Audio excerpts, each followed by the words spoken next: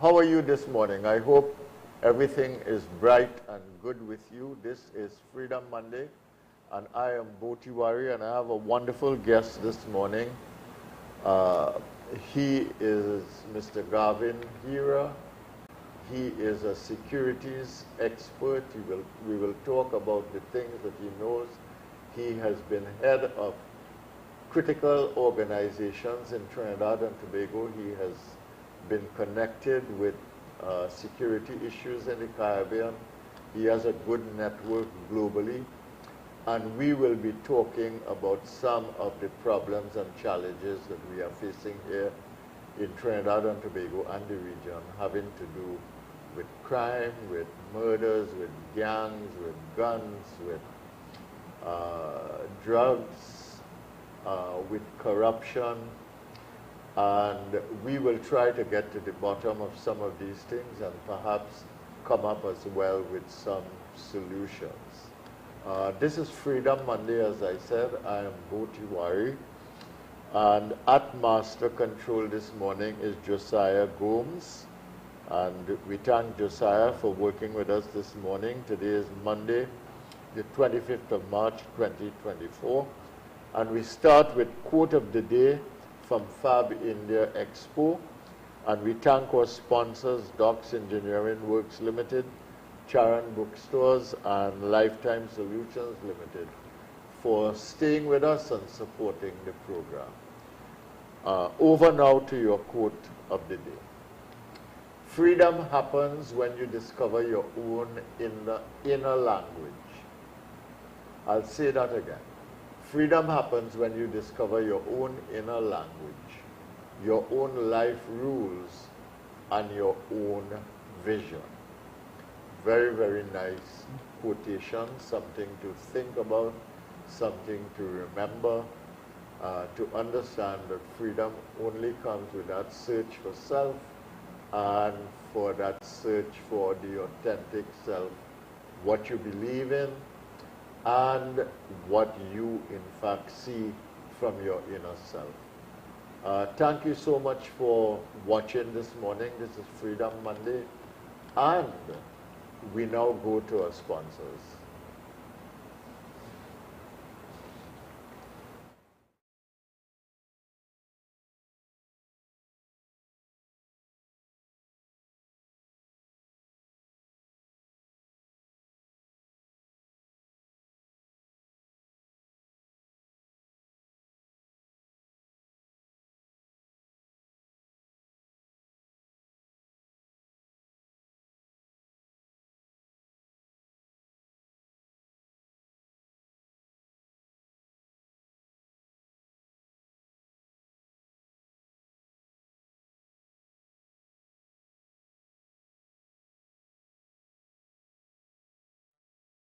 This is Freedom Monday, and I'm Botiwari, and my guest today is Mr. Garvin Hira. Mr. Hira was the former head of the National Operations Center. He is regarded as a regional security expert. He is well known to the security fraternity all over the world. He engages issues not only in the Caribbean but worldwide. And today we will talk with him. Good morning, Mr. Hira. Morning. Thank you for coming on the show. We're very glad to have you and to have a conversation with you. Of course. I want to start because the SSA has been so much in the news, and I don't want to get into any bacchanal and any kind of issues that are peripheral to the main issue, because I think that the main issue, before we can discuss anything else, is to try and understand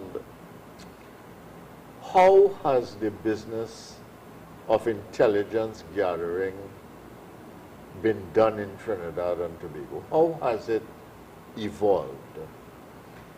And how did we evolve this process till we ended up with the SSA and consequently found ourselves in the situation where we are today. So if you could give me a kind of capsule synopsis based on your knowledge and intelligence, because you have been associated with these things for years, and you can talk as well about your own role.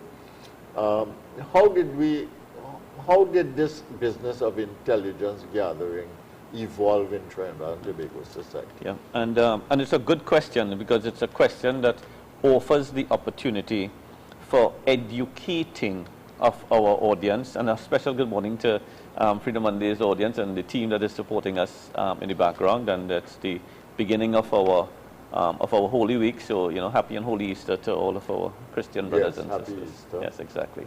So, in the concept of educating and understanding, intelligence from way back when, centuries of old, has always played an integral role in the what we'll call the planning of executing operations or instituting security from a national perspective, be it a war or be it for what we call territorial security or protection of your homeland.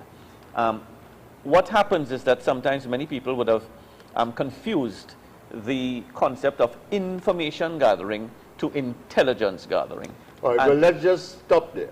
Yes. What is the difference? Right. So information gathering is just the gathering of a wide range of information.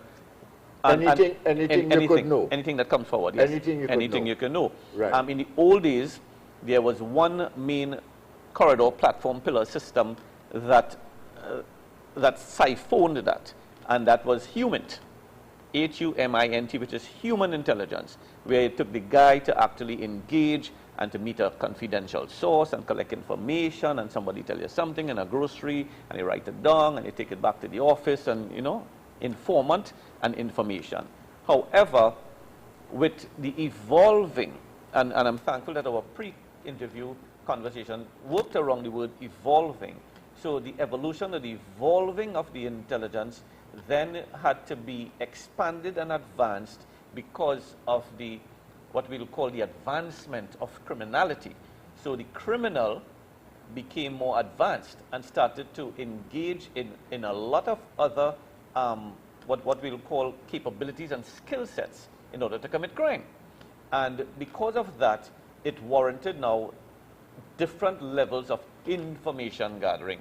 So we moved to things like ELINT, E-L-I-N-T, which is electronic intelligence, and SUSINT, surveillance intelligence, and then, of course, it moved into the whole cyberspace. But that's the evolving.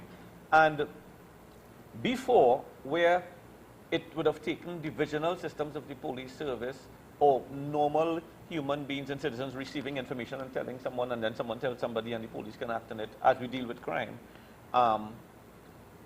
there was a need now, because all of this information was coming in from various sources and systems that probably some authenticated, some not, for some sort of coordination and an office or desk to be able to manage all of this. And hence the reason agencies to the like of the early days of the SIA, Strategic Intelligence Agency, which then became the SSA, Strategic Services Agency, or even special branch or some of the intelligence unit, criminal intelligence unit, all of the intelligence system, Defense Force now has one, the Coast Guard has one, Prisons has one, evolved in order to manage and coordinate information. When that information is received, it has to go through a cycle, and that cycle takes that information, authenticated through an analysis, and from that analysis, bounced off for verification based on other aspects of weighing or scoring the information based on how it is coming, what you've done to weight or whatever, and then you come up with a score that either authenticates it as true or there's some gray areas here, we need to work on it, but then as you say in the old days, all lies have a little truth. So all information coming in, you have to pay attention to that. And the office then, for analyzing that information, moving it from information into an intelligence product, began to morph and to establish itself, and then there was a need for a national agency to handle all of that.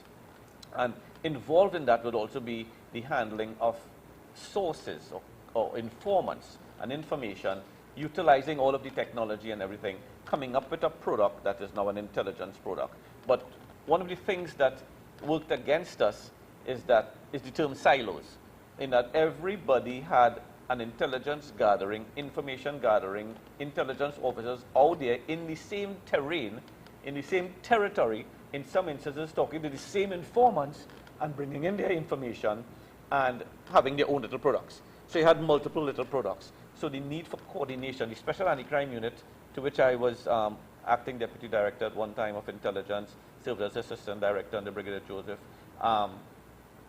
saw the need to bring all of that together and to work directly with the SSA in those days and the special branch, so as to bring a little order and structure. So that to was the intelligence. NOC?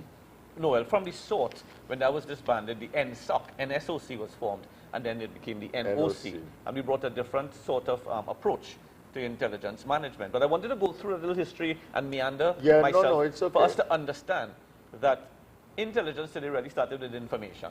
Yeah. But information has to go through a process in order to come up with it as intelligence. And there's open intelligence, information out there, open information, you receive things, you hear things. But that is not so much intelligence until you have weighed it, sifted it, and of course measured it through a process which is known as the intelligence cycle to come up with the intelligence product. And you needed an office and an agency so as to address that. All right. Now, in the old days, you had a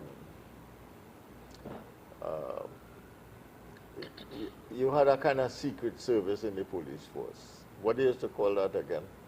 In the early days, in the days of Dr. Williams and that period, you had basically a unit within the police force that would gather information. And they did all the things that you said, which is that they talk to people, they write it down, all kind of things.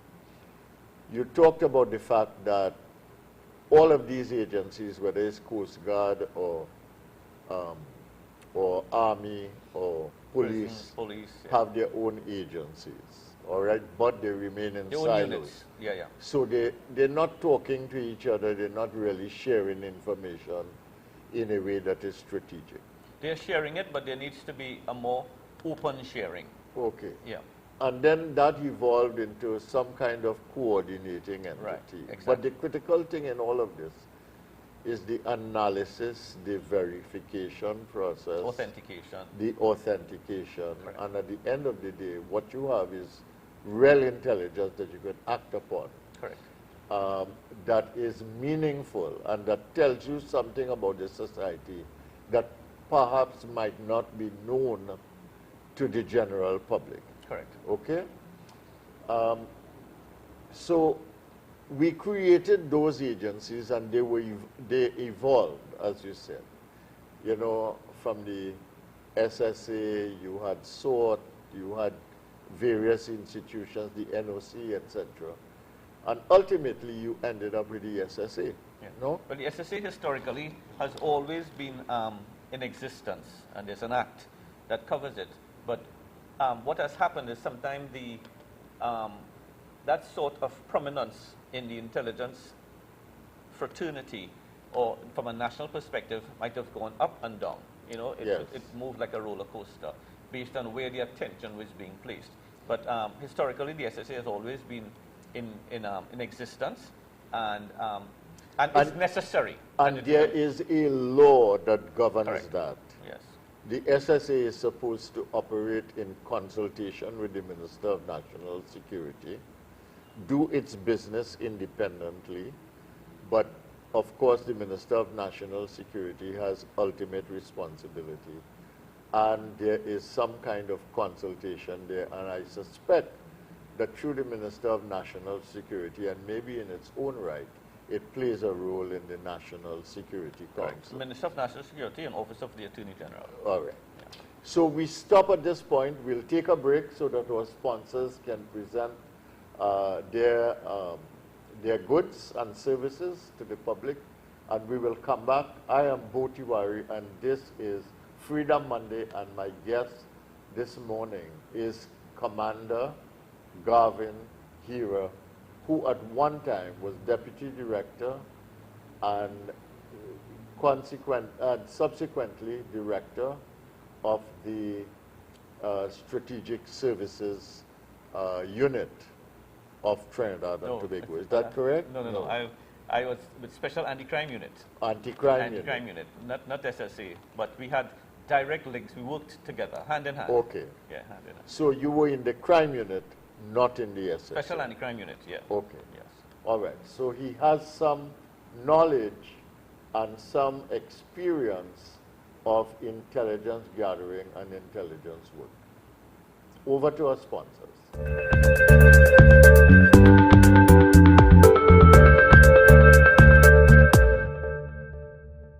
Looking for the best in educational supplies? Then come on down to Charon's Bookstore, the trusted name in everything back to school, from uniforms, textbooks, school accessories, stationery, and much more. Our dedicated team is committed in providing the highest quality in customer service. Visit us at number 53 Eastern Main Road, Tunapuna, Trin City Mall, Trin City, number 24 Eastern Main Road, San Juan, and number 10 Diego Martin, 4 Roads, Diego Martin. Call us at 235-5811.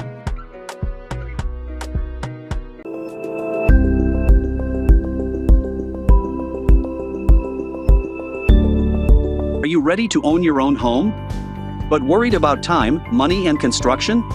We handle it all. With Docs, you can sleep in your dream. Make a down payment of $100K or $150K and we'll build a 2 or 3 bedroom home on your unused land. A home is an investment into your future, so let's help you invest wise, invest well. Payment plans available. We're only a call away. Lifetime Solutions, manufacturer of metal roofing, panels, framing, guttering, and related products. Located lot number 26, Omera Industrial Estate in Arima. Give us a call, 646-5813 for further information. Lifetime Solutions. Give us a call today. Every word, every line, every paragraph depicts a real moment in someone's life. A father, a sister, a mother, a brother. We at Newsday are dedicated to you, the people, and through independent, unwavering journalism, strive to always bring your stories to life. Because your stories are more than just words. Newsday, independent and credible. Super quality supermarket, best quality and great prices. Get your fresh fruits, vegetables and meats. It's a one-stop shop for the most affordable groceries, baby items, kitchen supplies, bathroom accessories, car care supplies, pet food, toys and lots more, all at Super Quality Supermarket. Wide aisles, fully air-conditioned and secured parking. 3 locations nationwide: Hoover Car Park, Hoover, 98 Endeavour Road, Chagonas, and 47 Tissue Drive, Trin City. Super Quality Supermarket.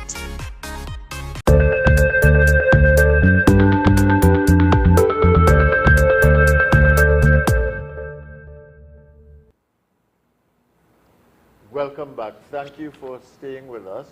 This is Freedom Monday, which takes place every Monday between the hours of 10 and 11 a.m. And we have a repeat show at 3 to 4 on Synergy TV. And we are live, of course, streaming to you at every point available. My guest this morning is Commander Garvin Hira, who has played a role in the evolution of intelligence gathering in this country and who has played a role in security services in Trinidad and Tobago and in the protection of the state and the country. And we're talking about intelligence and we're talking about what is happening in Trinidad and Tobago. Commander Hero, we talked about the evolution of the intelligence gathering agency. We talked about the difference between information and intelligence. We talked about the organization of it, the analysis that is necessary, the verification, the authentication. What is the purpose of all of this in a state? I mean, why do you need to gather intelligence of that kind? what is the strategic value of all this information gathering? Do you need these things in a country? Yeah. And why do you need them? And if you need them, what do you do with the intelligence once you get them? Yeah. The answer to the question is that it is very much needed. Okay. Very much needed. And we can look at it from the perspective of crime, criminal, in that intelligence is needed where you have to gather information on trends that may be occurring in a community or with individuals, criminal activity, and that information converted into intelligence can lead or direct what we'll call protective services, the police service, whoever, to execute an arrest and to have somebody incarcerated, put behind bars, taken through the judicial process, and we lock up someone, all right? And the intelligence will work because intelligence was effective so as to execute an arrest, and then it is so strong it can be used in the prosecutorial process and be used as evidence, right? Good. So that's so we need that. But as we expand the need, more so the priority or the requirement for intelligence from a national perspective, one has to understand that the national threat assessment for a country depends on strong, verified, authenticated intelligence, so you are able to institute that sort of territorial protection of your homeland. And intelligence plays an integral role in that, yeah. Right? The great Russias and the UKs, and look what happened recently in the music hall. Yes, and Russia of all exactly. places. And there was intelligence. There was intelligence. However, they missed by a certain thing, and the strike came how it came. However, good to see good policing, good intelligence work, and they all arrested this morning. I was looking at a video. That's something else. But we must understand national threat assessment. What is the national threat assessment for Trinidad and Tobago? By asking that question means you are inviting information and intelligence gathering, because you need to understand to be protected. If you have your own territory, your own perimeter, your own home, you need to understand what is the issues, or what are the issues, around my community, who are known criminals, what are the streets I shouldn't be on, whatever, and you build the protection of your perimeter, your home, because of the information you received.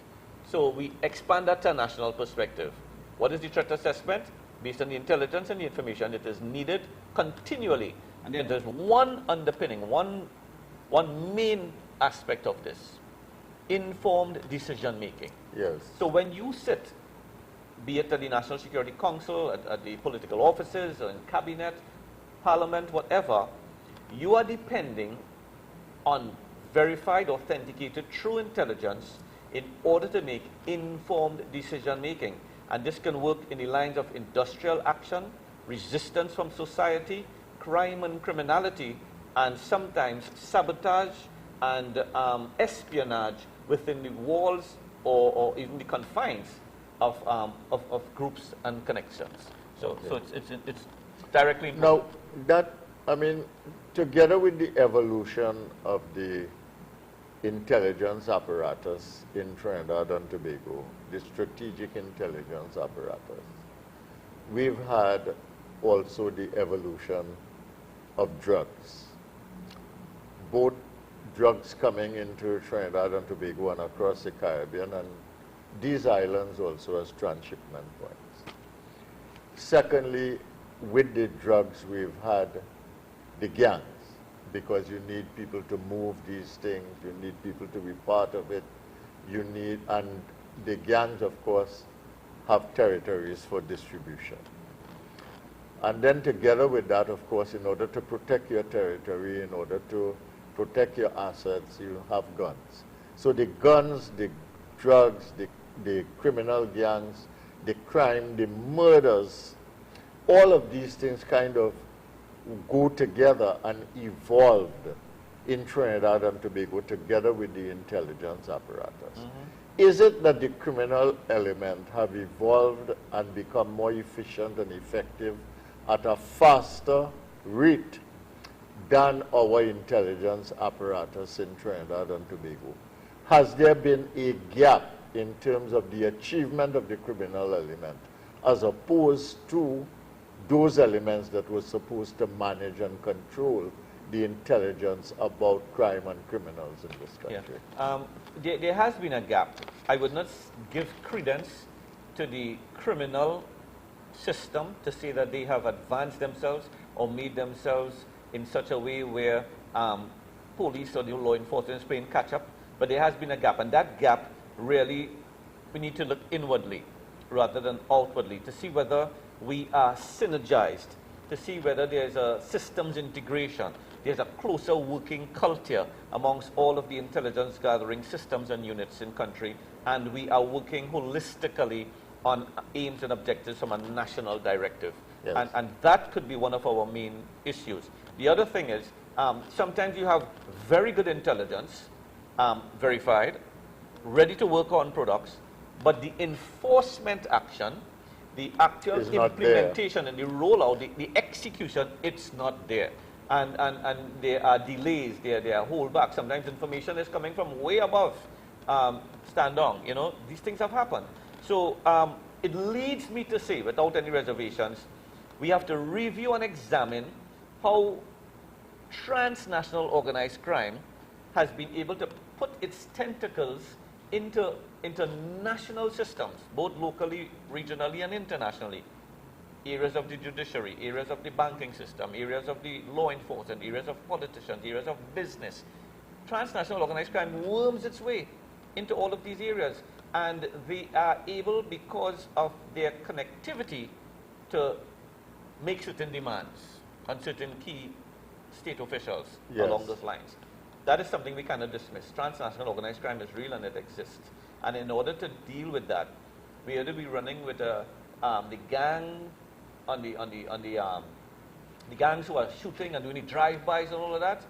There is a higher system that is controlling organized crime and maximizing the resources and utilizing the gangs to do certain things in country as the tools of the trade.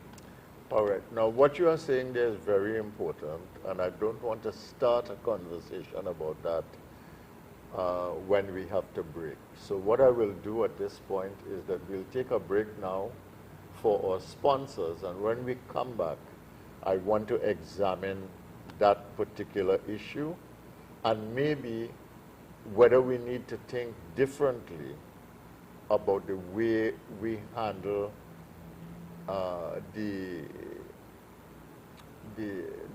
what can I say, the peopling of our intelligence systems, and secondly, the manner in which it operates in relation to existing systems that are already operational. Correct, yeah. So we take a break now for our sponsors. This is Freedom Monday, and I'm Botiwari. I ask you to stay with us so we can continue this discussion.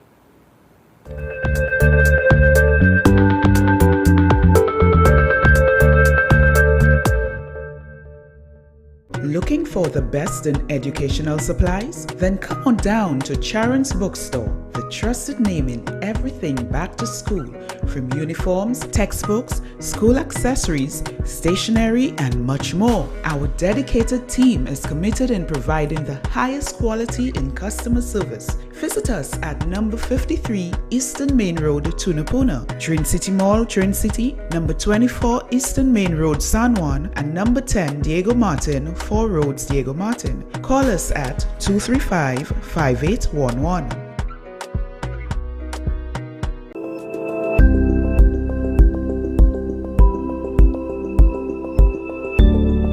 Are you ready to own your own home? But worried about time, money, and construction? We handle it all. With Docs, you can sleep in your dream. Make a down payment of $100K or $150K and we'll build a 2 or 3 bedroom home on your unused land. A home is an investment into your future, so let's help you invest wise, invest well. Payment plans available. We're only a call away. Lifetime Solutions, manufacturer of metal roofing, panels, framing, guttering, and related products. Located lot number 26, Omera Industrial Estate in Arima. give us a call 646-5813 for further information. Lifetime Solutions. Give us a call today. Just in time for Eid, the Fab India Expo opposite Medford gas station in Chaguanas will be reopening on the 9th of March. We've got unique items available, one-of-a-kind outfits for the entire family for Eid. We've got a wide range of gift items also available for the month of Ramadan. Join us for iftar every day. We've got multiple booths catering for your religious needs. Also catering the best grooms and bridal outfits with matching accessories and all that you need. Check out our multi-cuisine food court and Nano School Fee. We've got a wide range of modern furniture available, pure teak furniture and so much more. The Fab India Expo opposite Medford gas station, Chaguanas from the 9th of March. Be sure to check us out.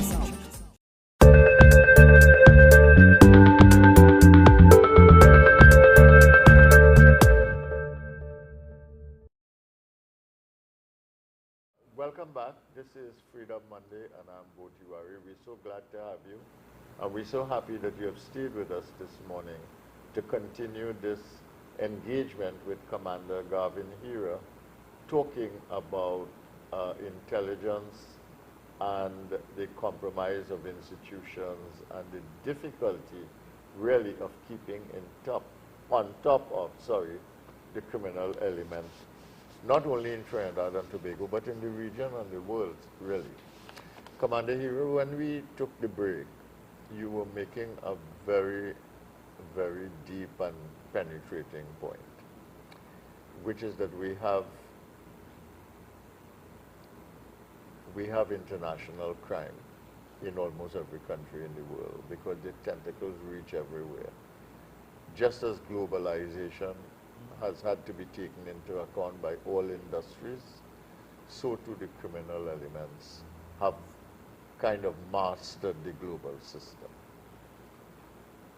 You are saying in order for these, what are essentially multinational institutions to penetrate, not only do they have to have local counterparts, hence people in the gangs and all the things that they do, but they must have local counterparts in key institutions.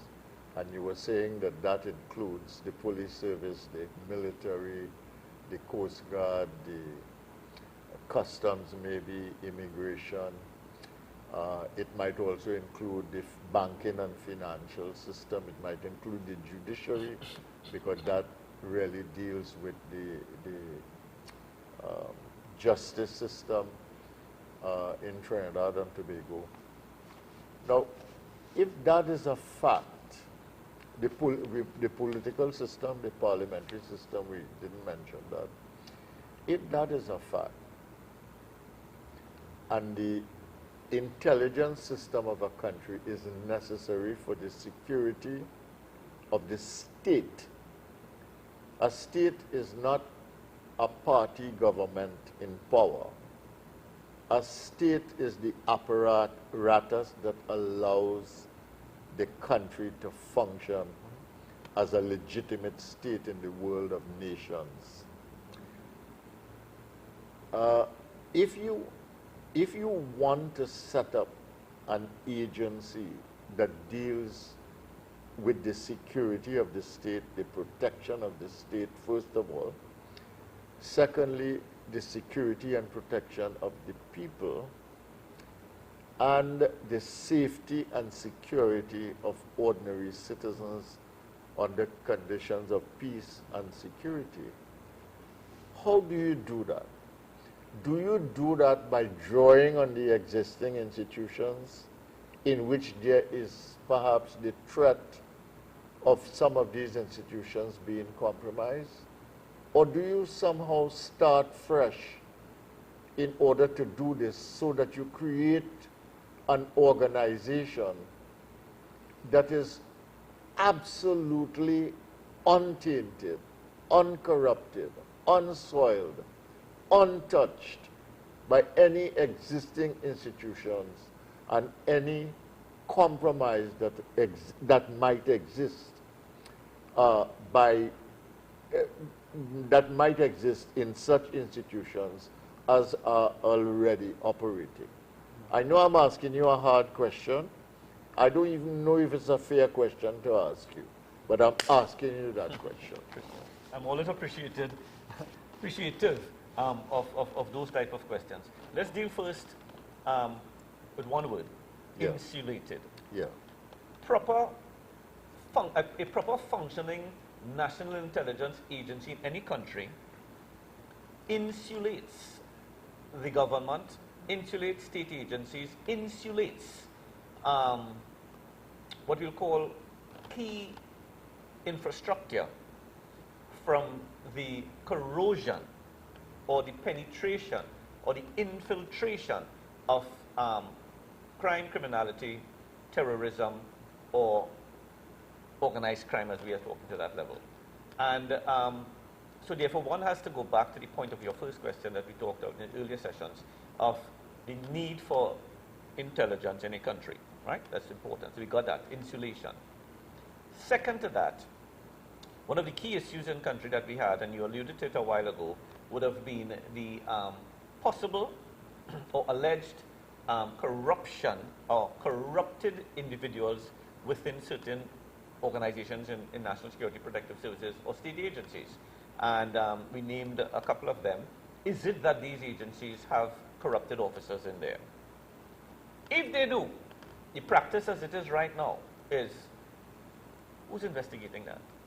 Who is really trying to detect rogue officers, illegal behavior, misbehavior in public office? Who's doing that? The agency is investigating itself. Yes. So be it customs, immigration, police, defense force, it's the police investigating police, that type of stuff. Sometimes batch investigating that. So to answer your question, I want to go to one layer up and then we're going to go to another layer. I think it is very important now in country, the time is now for the establishment or the introduction of an NVA, which is a national vetting agency that has an amalgamation of all members of the various protective services, and inclusive of that, key skill sets from the citizenry, external and internal, meaning foreign and local, and we build a capacity that is away, separated and insulated from all of the other agencies to investigate rogue officers and that type of criminal behavior within all of the agencies. We have already the Police Complaints Authority, we have the PSB, the Personnel Standards Bureau of Police, we have the Defense Force doing their own little stuff. Pick some of the good working parts of these models and let us create a national vetting agency. So that is the agency that will investigate rogue cops, rogue behavior, rogue officers. That's a start. Okay. More importantly, maintaining the concept of insulation and insulated, I think the time is now critical for us to consider a CBI. Now, what is the CBI? It's the Caribbean Bureau of Investigations, following and patterning along the international existing agencies, best practices, training, resources, subject matter expert exchanges. You mean like a regional FBI? Then? A regional FBI. That unit is not answerable to any local or divisional police systems. That unit, Caribbean-wise, can investigate an issue in Grenada and have someone arrested. In Guyana, in St. Vincent, in Trinidad and Tobago, be it at the political level or at the law enforcement level, dealing with high-profile type issues of corruption, high-profile issues such as the small arms and light weapons trade, human trafficking, drug trafficking, you name it.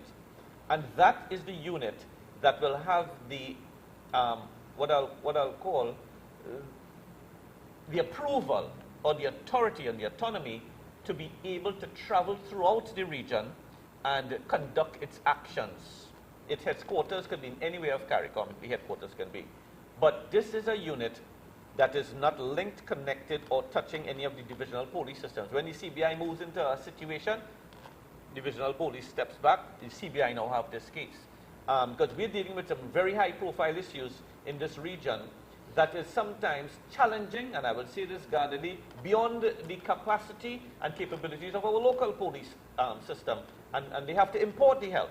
They have to ask for external help. Then I am saying, bring the external help into a unit form up a system. We have a lot of trained and well-skilled law enforcement officers within the region, and let's form the CBI, because it is going to be the, what I will call, the change management approach for how we deal with crime and criminality, not only in our local states here in country, in the Caribbean, but the region as a whole. I would add one other thing. Just as you said, of the corruption that we come from all the other officers, and these are the same officers we're asking now to come in to run units or to work in units.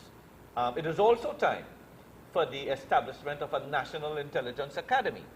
And that academy can make intelligence a career and not a job.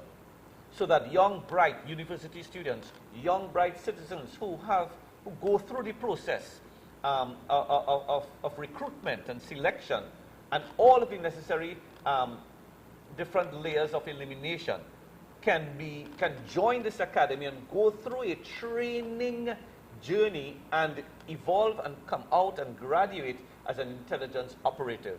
So if people can look towards intelligence as a career, and you can mold and build a certain type of capacity based on what you are depositing into these people.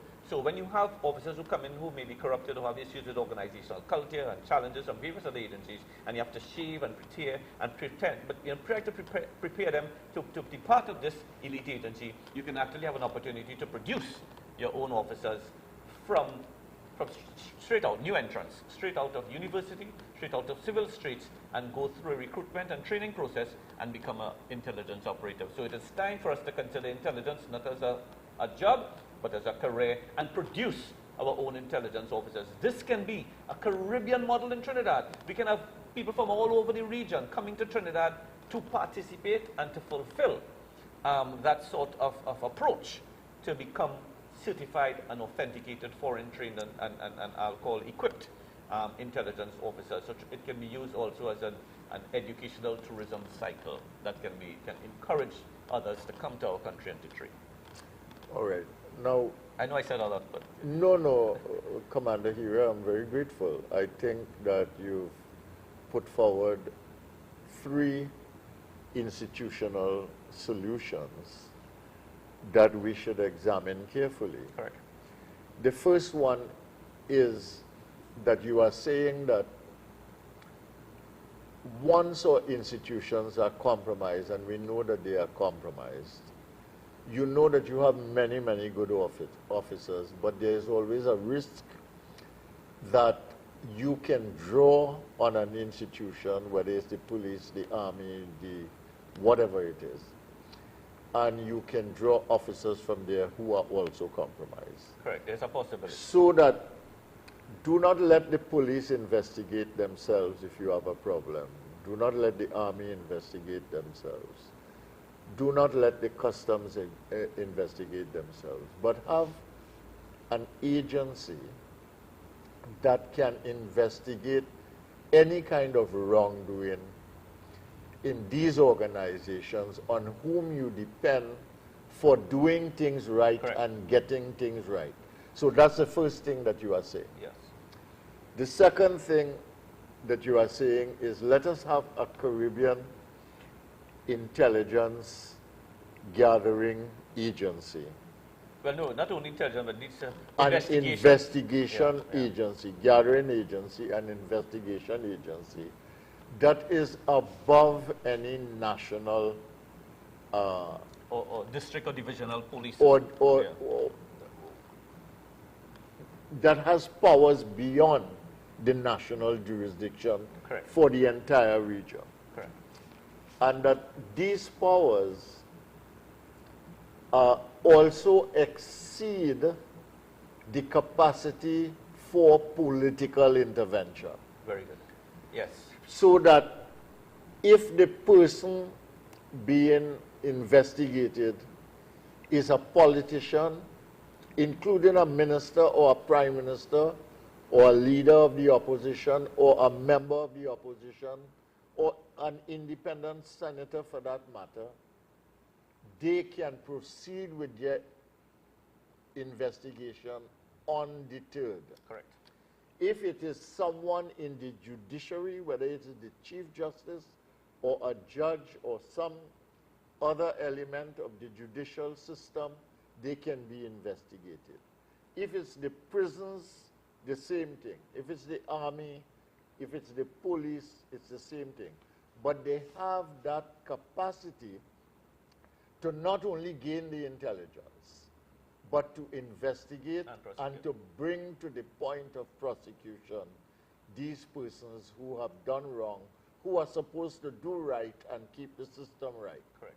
And the third thing that you are saying, and all of this is under the rubric of insulation, that is to say you want to insulate these institutions, is that you want to have a situation in which you have an academy that really recruits people on the basis of talent, not on the basis of the institution that they are from, not on the basis of their political affiliation or preferences, or nepotism, not on the basis of who they might be connected with in the political and economic system. You want purely on the basis of talent and ability and disposition to such a vocation.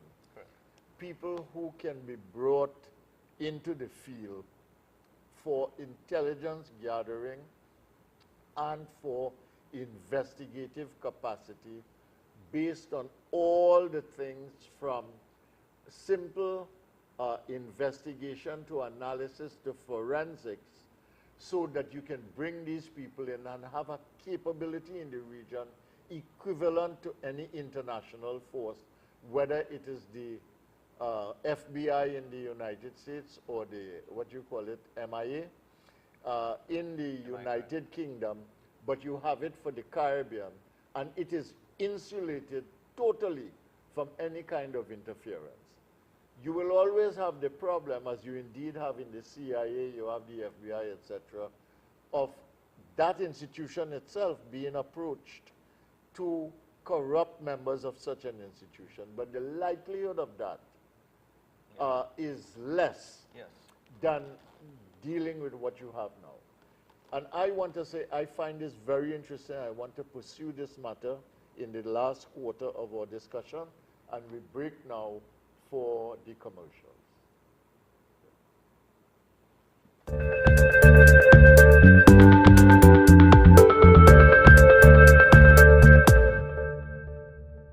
Looking for the best in educational supplies? Then come on down to Charon's Bookstore, the trusted name in everything back to school, from uniforms, textbooks, school accessories, stationery, and much more. Our dedicated team is committed in providing the highest quality in customer service. Visit us at number 53 Eastern Main Road, Tunapuna, Train City Mall, Train City, number 24 Eastern Main Road, San Juan, and number 10 Diego Martin, 4 Roads, Diego Martin. Call us at 235-5811.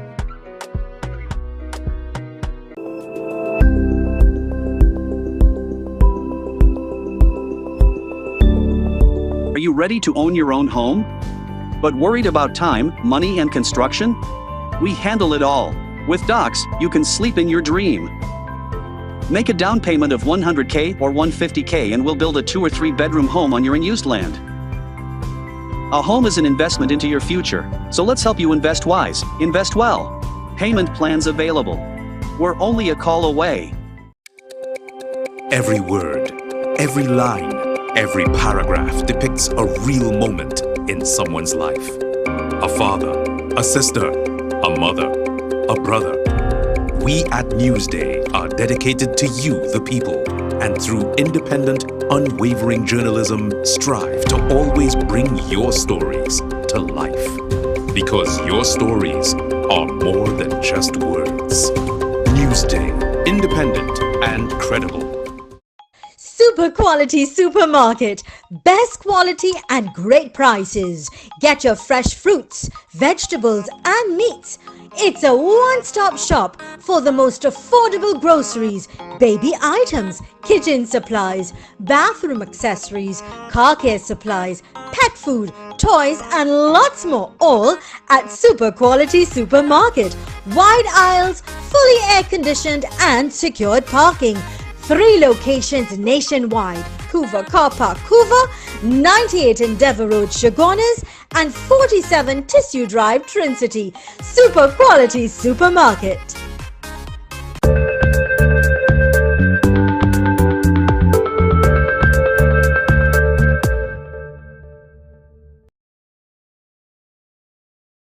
So much for staying with us. I am Bo Tiwari, and this is Freedom Monday on Synergy TV and live streaming to you. And my guest is Commander Garvin Hira, and we are talking about security issues in Trinidad and Tobago and the Caribbean region.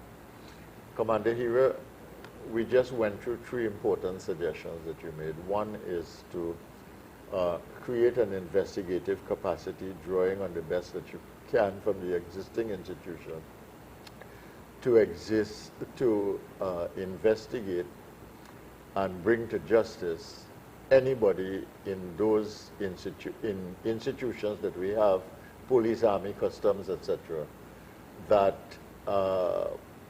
do something wrong or that compromise the system, so that you can insulate that investigative capacity from the institution to which they belong. You also talked about a Caribbean-wide capability for intelligence gathering and for investigation that can bring to justice anybody from Prime Minister to Chief Justice down to anybody in the police service, the military, etc., who might be involved in criminal activity, but who would also be involved in dealing with things like these gangland players, who might be involved in the financial system, supporting gangland players, etc. So the investigative capacity would be region-wide and not subject to national jurisdiction as such, but would work with national jurisdiction to make sure that justice is done. And the third thing that you mentioned was an academy, which would bring together the best that we can put together to create an institution equivalent, well, to have the capacity to create the kinds of institutions that you are talking about. Now, we have a problem here. I remember when I was a minister of government, you know, and the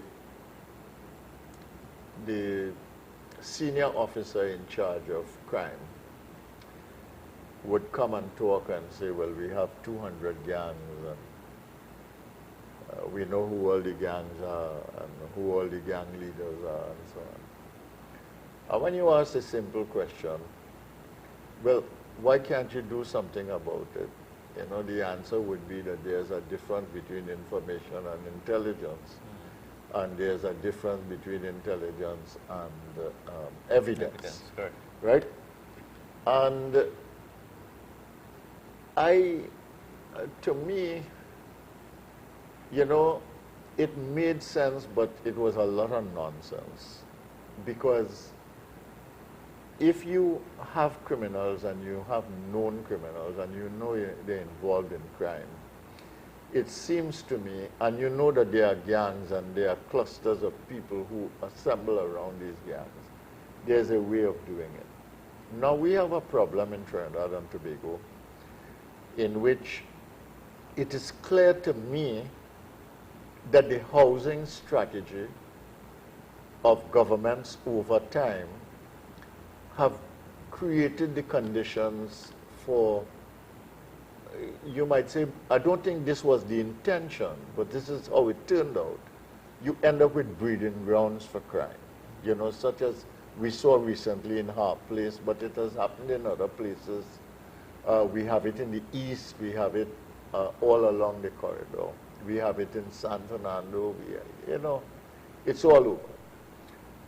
And we also have a situation in which, for government contracts, the financing of these contracts by giving criminal elements these contracts from the state, we are really creating the basis on which to finance their criminal business, either for buying guns, if they want to buy drugs or whatever it is. And then they end up killing each other for control and territory and so on. Besides those big issues that you are talking about in dealing with the problem sustainably and kind of restructuring the whole model, are there things that we could do now that helps to dismantle the gangs, that help to bring communities under some reasonable control, and helps to give the security services in the country some measure of control over the criminal element and criminal activity in this country? Yeah. It's a good, challenging question as such. One of the things and the stance that I have taken is that I will not give credit to the gang culture and acknowledge or accept gang culture as part of our social fabric. Okay. Right? I continue to push back on that, because if we continue to give that oxygen, we are accepting gang culture as part of our social fabric, as we are seeing that is existing in part of our socio-economic canvas. Now, there's a term and an element of that term to which I'm sure many of your academic research would have led you, Doc, patrimonialism. And the concept of patrimonialism, as you align the study with crime and criminality, shows when the state has turned its back on the ground, something on the ground surfaces and represents the elements and the serving of the state. Buys the water tank, sends the child to school, gets medication for the pregnant woman, fix a bridge, paves a road, set up a Sunday harvest and feed people and all that kind of stuff. It does that. Yes, so And it creates an opportunity exactly for criminal actors to play a social service role. that we are in charge. And we are community taking care role, of you. yes. Because the state has turned its back. Yes. To such an extent that they have built an almost impenetrable wall for the state to get in or to do over time. And in order to talk to that community, you have to talk to that existing lead.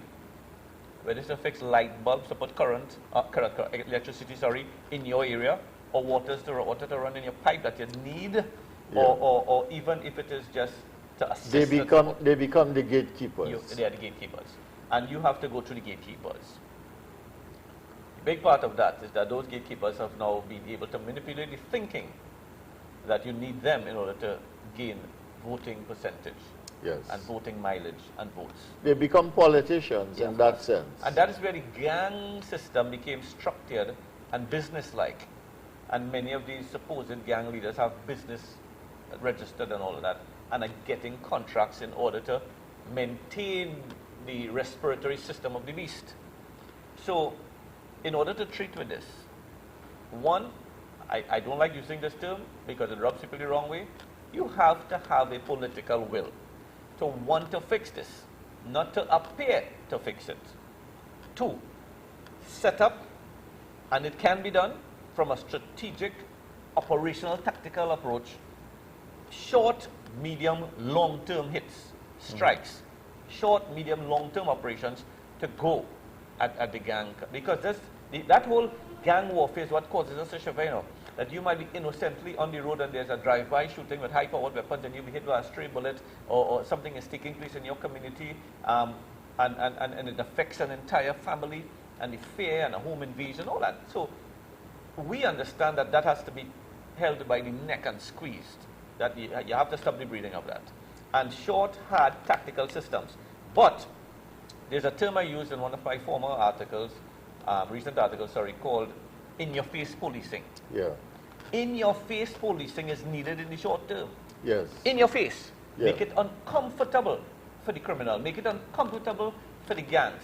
Every single day, when they meet, when they walk, when they talk, when they sleep, you are in their face.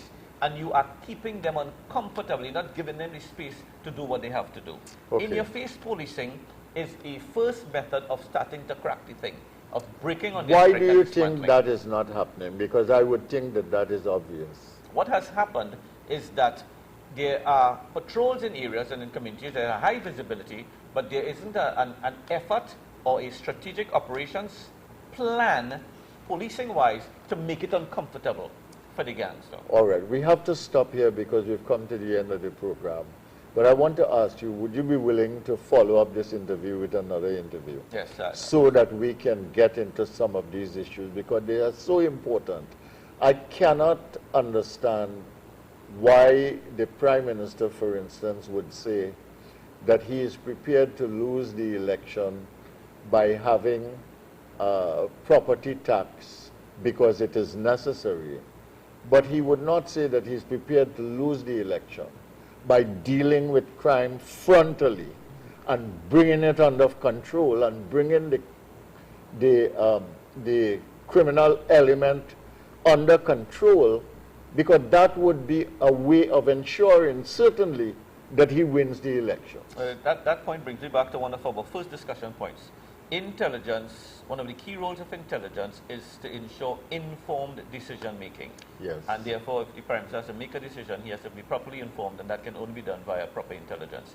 So I think the Prime Minister probably have to even re-examine how his intelligence flow is coming, so that when he makes his statements and he's making those pronouncements, he has good intelligence support in order to make the statements that he's making.